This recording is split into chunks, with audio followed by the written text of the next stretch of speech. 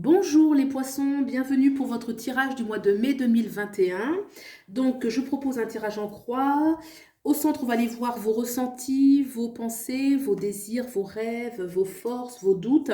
Ici à gauche sera votre passé, avec les autres, avec les événements, pour mieux comprendre d'où vous venez et ce que vous vivez actuellement. Ensuite, ici à droite, ce sera la carte qui va nous parler du futur, de ce vers quoi aller. On a ensuite ici le foyer, alors c'est très proche, hein, c'est la famille très proche ou la vie sentimentale. On a ici la carte de la situation sociale, de l'environnement professionnel et enfin un petit bonus qui va nous apporter un éclairage supplémentaire sur le tirage ou un événement inattendu. Enfin voilà, une petite information qui va nous donner plus de précision.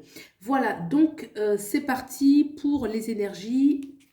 Alors, on a le 5 of Boons, la force. Ah, on a la force, super. Donc la force, arcane majeure. Donc là, regardez cette belle carte, elle est magnifique. C'est une force qui nous parle de grande fidélité avec soi-même, de richesse intérieure. On a la force, souvent on représente la force avec un lion, pour nous montrer qu'il y a vraiment beaucoup de force intérieure. Là, ce que j'aime, c'est qu'on a mis le loup. Et le loup, c'est un animal qui nous parle de fidélité. Le loup est très fidèle, très loyal, très amical. Donc, c'est d'abord la fidélité avec soi-même, la fidélité avec ses valeurs, la fidélité avec qui on est. Donc, ça passe par une connaissance intérieure. On voit d'ailleurs que ce personnage n'est pas tout jeune. Il a une certaine sagesse. Regardez, vraiment, c'est une très jolie carte. Il y a de la maturité.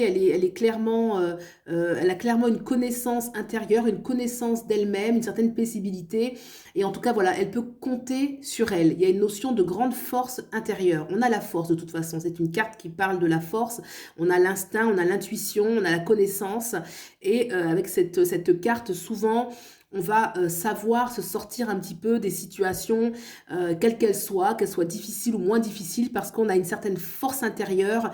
Et voilà, c'est une force qui est belle, qui est sage, qui n'est pas agressive, parce qu'elle nous parle aussi de douceur, elle nous parle aussi de grande fidélité, d'accord? On a juste derrière cette carte, à sa gauche, on a la carte du 5, alors five of Boons, ça veut dire le 5 de denier dans le tarot traditionnel. Donc n'hésitez pas à avoir recours, de demander de l'aide si vous avez besoin autour de vous, si vous traversez une période un petit peu difficile, si vous êtes dans le besoin, voilà, une invitation à ne pas avoir peur de demander. On peut voir aussi, ça peut être votre enfant intérieur qui vous appelle, puisque là, c'est vrai qu'on a quand même un personnage qui est très sage, à côté on a les enfants, l'enfant qui tend la main. Hein, c'est des enfants qui sont dans le besoin. On peut voir aussi, bien sûr, ça peut nous parler d'un besoin concret au niveau matériel, mais ça peut être notre enfant intérieur qui nous appelle, qui demande à ce qu'il soit entendu, qu'il soit vu, qui peut se sentir seul, isolé, un petit sentiment voilà, de pauvreté, de misère, parce qu'il n'est pas vu, il n'est pas reconnu. Et voilà, ça peut être l'enfant intérieur qui appelle, parce que c'est vrai que cette force, il y a quelque chose, il y a le mariage. Avec cette force, il y a le mariage, bien sûr, de la maturité, mais il y a aussi quelque chose de très doux qui se dégage, de juvénile, en fait. Ce personnage qui est mûr, hein, qui a l'expérience de la vie, qui n'est pas tout jeune, dégage pourtant une douceur qui est juvénile, une douceur qui vient de l'enfance. Je pense que ce personnage a su répondre à son enfant intérieur et maintenant elle est riche d'une force mature, adulte, et aussi de son enfant intérieur. Vous voyez, je pense que l'adulte que nous devenons doit aussi quelque part protéger son enfant intérieur s'il est dans le besoin. On peut le rassurer. On a d'ailleurs ce 4 d'épée, ce 4 d'épée qui parle d'un besoin d'aller se ressourcer à l'intérieur de soi, puisque c'est à l'intérieur de soi qu'on va trouver les ressources nécessaires. Vous voyez, on voit tout un paysage en arrière-plan qui est gris, la nuit là qui est sombre, et effectivement, le 4 d'épée nous parle qu'à l'intérieur de soi va jaillir en fait cet arbre magnifique, hein, qui est vert, luxuriant, verdoyant, plein de fruits, une abondance, parce que cette richesse, elle est d'abord intérieure, c'est un temps de repos. Les 4 d'épée nous nous dit, prends le temps, recentre-toi, réfléchis calmement, sors un petit peu du brouhaha. Alors le brouhaha, bien sûr, ça peut être le brouhaha autour de soi, mais ça peut être aussi en soi. Toutes nos sous-personnalités, le mental qui parle beaucoup, là, qui tourne en rond, le vélo dans la tête, comme on dit.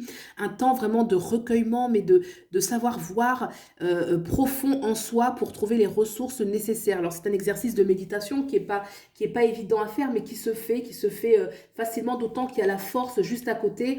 Et la force est une carte qui dit toujours on a la force de le faire, on a la capacité de le faire, on a la profondeur de le faire.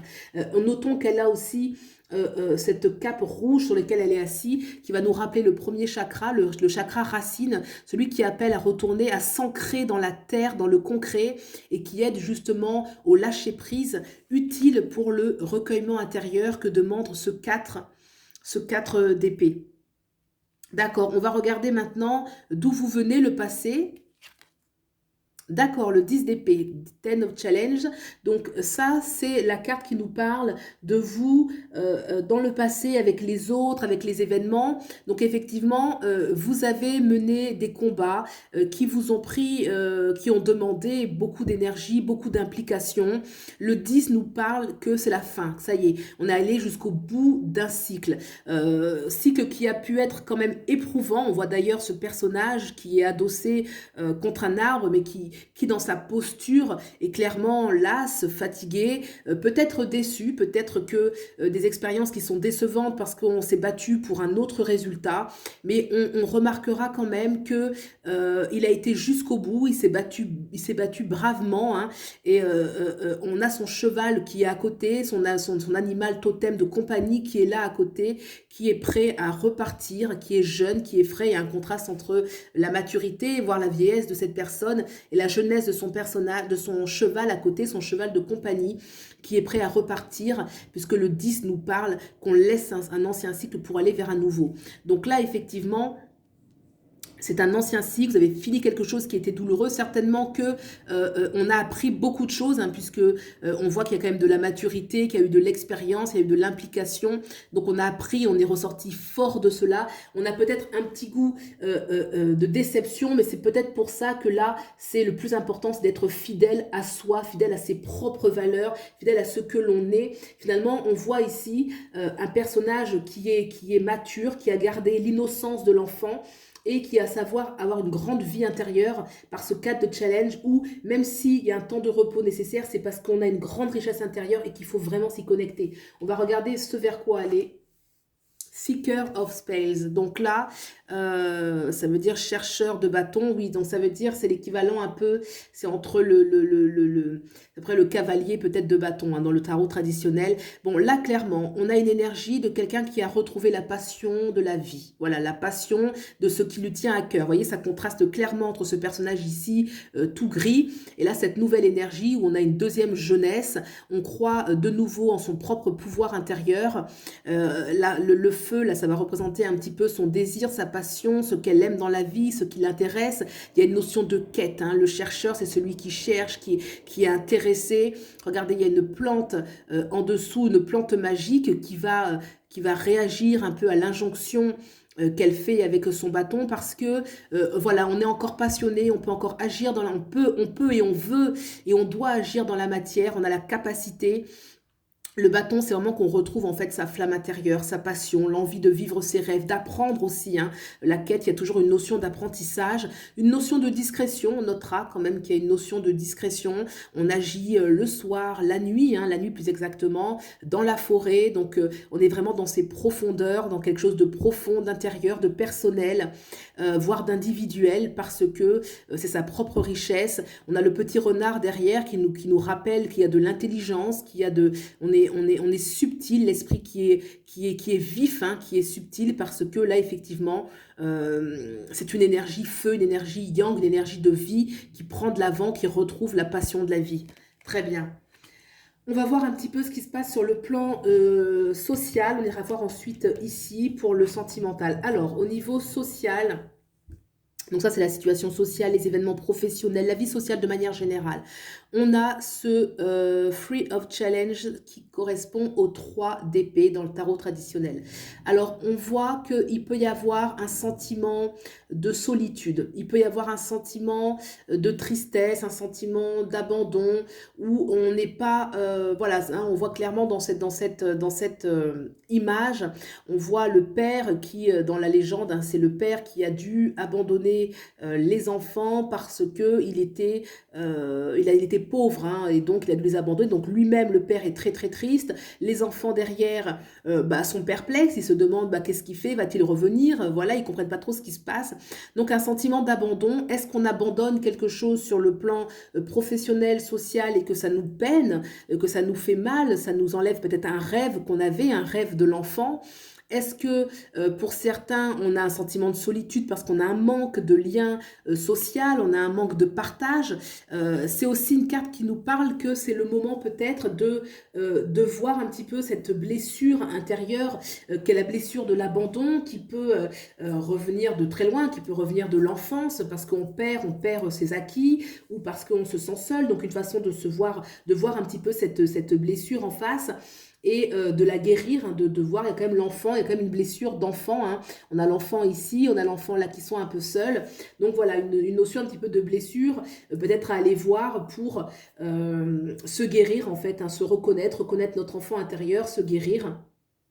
Bien sûr, cette carte, je crois que je l'ai précisé, elle peut parler aussi d'un besoin, d'avoir recours, on peut avoir un besoin matériel quand même, hein, le 5 je retourne un petit peu en arrière là, mais voilà, donc le 5 de denier, c'est aussi une carte bien sûr qui peut nous parler qu'on peut avoir un besoin matériel, concret, et qu'il ne faut pas hésiter justement à demander s'il y a eu des pertes, hein, je rebondis avec cette carte, s'il y a eu des pertes sur le plan matériel ou autre, si on est un petit peu paniqué, ne pas hésiter à demander de l'aide autour de soi, hein. Le 5 de denier, voilà, on se sent seul, donc voilà, une invitation à demander, bien sûr, aller chercher en soi les ressources pour peut-être avoir l'énergie du nouveau départ qu'on a de toute façon à ce vers quoi aller, mais ne pas hésiter à demander.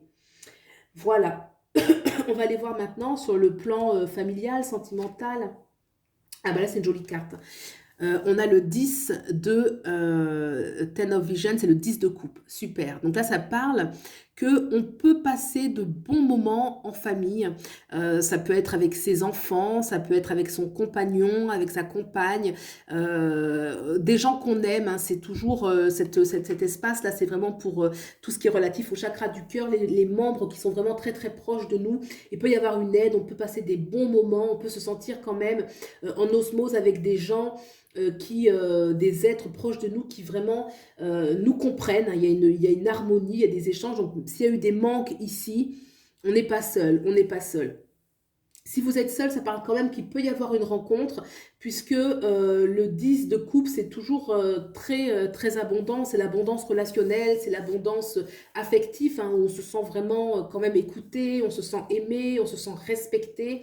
Donc voilà, ça va justement venir apporter beaucoup de force à peut-être ce sentiment de solitude qu'il y a ici, ou le besoin qu'il y a là. Voilà, c'est à vous de voir un petit peu comment ça fait écho avec tout ce que vous vivez actuellement. On va regarder maintenant ce petit bonus. Qu'est-ce que cette carte veut nous dire de précis? S'il vous plaît, le 6 de Pentacle. Regardez, le 6 de Pentacle. Alors, ça veut dire pour moi... il peut y avoir une aide, voilà, c'est soit vous êtes la main qui a besoin de recevoir, et ça vous dit que vous aurez une aide en fait ce mois de mai, vous aurez une aide qui va arriver pour vous, hein, parce que là il y a quand même une notion peut-être de besoin. Alors le besoin peut se décliner, soit un besoin matériel, soit un besoin de reconnaissance, soit un besoin de votre enfant intérieur. Vous voyez, on peut le décliner sur plusieurs plans, hein, mais en tout cas il y a une aide qui vient. À vous de voir si vous êtes plus la personne qui reçoit. Est-ce que c'est vous qui allez donner et que cela va vous nourrir, va vous apporter? Est-ce que c'est vous qui donnez aux autres? Est-ce que c'est vous qui répondez à l'appel, l'enfant intérieur par exemple, à ce dont vous avez besoin? En tout cas, si le 6 de Pentacle, voilà, le don, hein, avec le sentiment d'abandon, de solitude, il y a une façon de dire qu'on pourra répondre à vos préoccupations, vous aurez une aide, vous ne serez pas seul. Je pense que pour certains, ça peut être effectivement une aide matérielle, matériel, sur le plan matériel, que vous pouvez recevoir un petit peu des cadeaux. Oui, des cadeaux, même des biens matériels concrètement, de l'argent.